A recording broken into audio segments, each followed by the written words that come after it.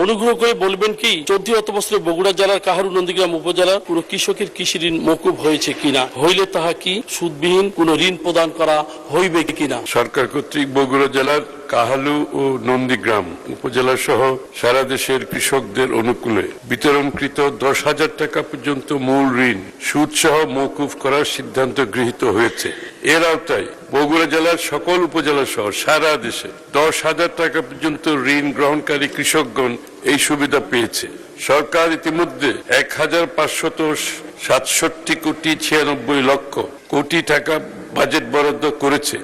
এতে বগুড়া জেলা সহ সারা দেশের প্রায় 13,17,500 জন কৃষক উপকৃত হয়েছে।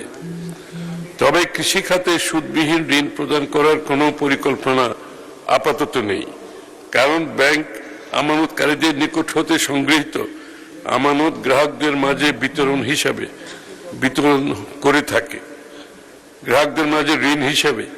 বিতরণ করে থাকে।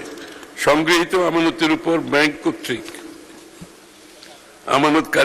আমানতকারীগণকে সুদ প্রদান করতে হয় বিধায় প্রচলিত নিয়মে ব্যাংকের পক্ষে কৃষকদের মাঝে বিনা সুদে ঋণ বিতরণ করা সম্ভব নয়। ধন্যবাদ।